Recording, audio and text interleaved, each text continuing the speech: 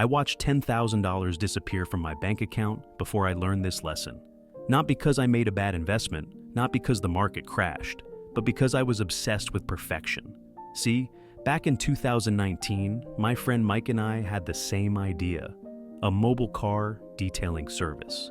Premium service, door-to-door convenience, the whole thing. We both saw how busy professionals would pay good money to have their cars detailed at their home or office, and we both started working on it around the same time. The difference? Mike launched in 2 days with just a pressure washer, some basic supplies, and an Instagram page. His logo was made in Canva. His website was a simple landing page with a booking form. His business cards were basic templates from Vistaprint. It was, by any objective measure, messy as hell. Me, I spent 4 months doing it right. Professional branding, custom uniforms, a perfectly optimized website with a fancy booking system. I bought top-of-the-line equipment, premium cleaning products from Germany. I even converted a van into a mobile detailing studio with a water tank system and generator. I created detailed service packages with perfect pricing tiers. I was going to launch the perfect business. Sure, when I finally launched, I made some money, had a few loyal customers who appreciated the premium experience. But here's the gut punch. While I was making $2,000 a month, Mike was pulling in $8,000. His ugly, imperfect, messy business had lapped mine 3 times over. He had real customer relationships, dialed-in services based on actual feedback, and most importantly, a real business that had been evolving in the real world for months. The hilarious part? His customers didn't care about fancy booking systems or imported products. They just wanted their cars clean, and he was delivering. That $10,000 I mentioned, that was my startup capital, burned away on making everything just right. But the real cost wasn't the money. It wasn't even the lower monthly revenue. It was the time, the opportunity, the momentum. While I was perfecting my mobile water filtration system, Mike was building relationships with actual customers. While I was designing the perfect service menu, he was learning what people really wanted through trial and error. By the time I entered the market, he had already optimized his service based on hundreds of real customer interactions. Here's what I learned through that expensive lesson. Perfection isn't a standard of quality. It's a form of procrastination dressed up in a business suit. And you're doing it right now. Maybe not with a car detailing business. Maybe it's that book you've been researching for 2 years. That podcast sitting in your ideas folder. That fitness transformation you'll start when you have the perfect plan. That YouTube channel you'll launch once you have better equipment. Let me show you some data that'll make you uncomfortable. A recent study of 392 successful entrepreneurs found that 76% of them launched their first profitable venture with what they later described as an embarrassingly basic first version. Not a perfect product, not even a good product, just a real product that actually existed. But here's what's fascinating. When researchers followed up with the same entrepreneurs 5 years later, guess what they found? The businesses that started dirty and evolved based on real feedback were 3.4 times more likely to still be operating than those that launched with perfected business models. You know why? Because perfection is a moving target.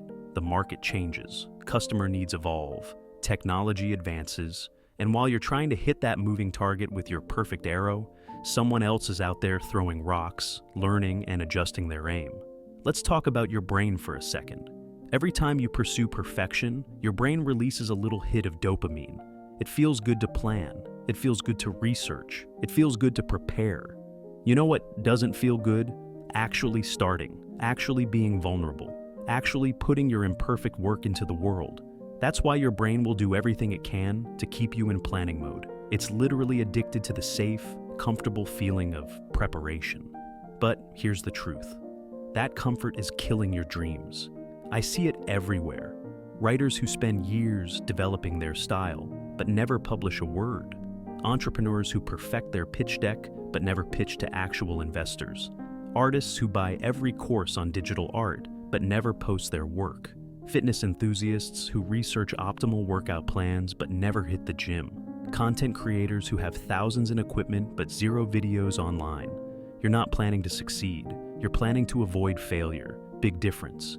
Here's what actually happens when you start dirty. 1. You get immediate feedback. 2.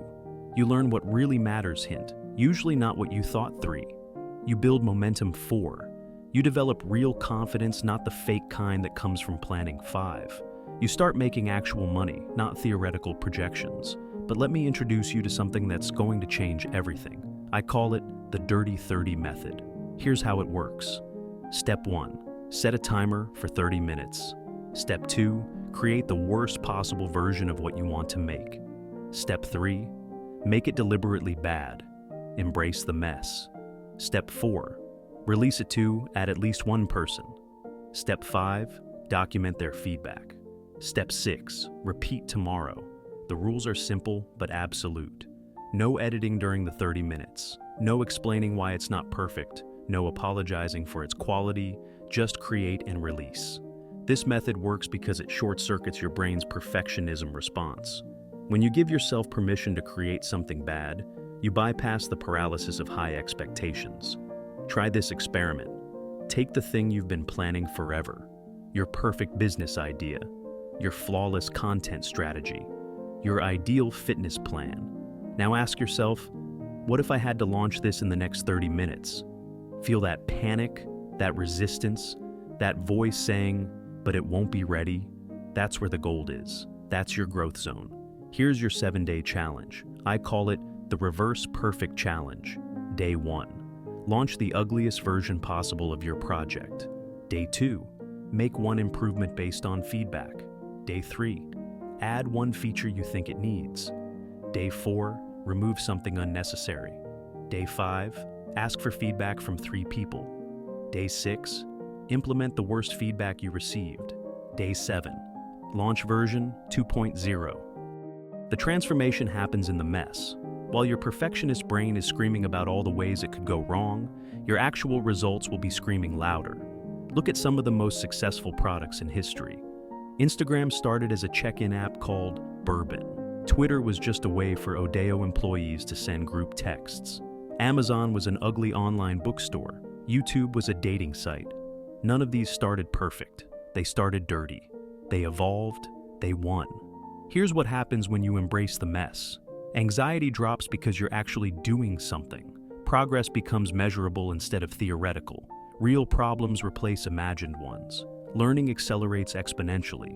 Results start showing up in your life, not just in your plans.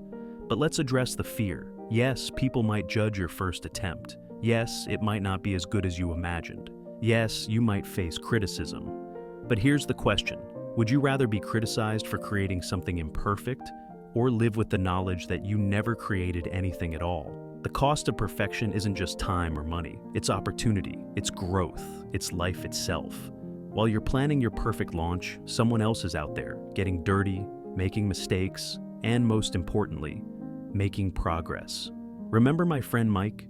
By the time I finally launched my perfect car detailing business, he had already built a loyal customer base, figured out his ideal service packages, developed efficient workflows, created real marketing that worked, generated actual profit. He didn't do any of it perfectly, but he did it, and that made all the difference. Your turn. Stop planning, stop preparing, stop perfecting, start dirty. Start now. Start anyway. Because a year from now, you can either have 12 months of real experience or another perfect plan that never saw daylight. The world doesn't need your perfection. It needs your action. It needs your mess. It needs you to start. Now, get to work.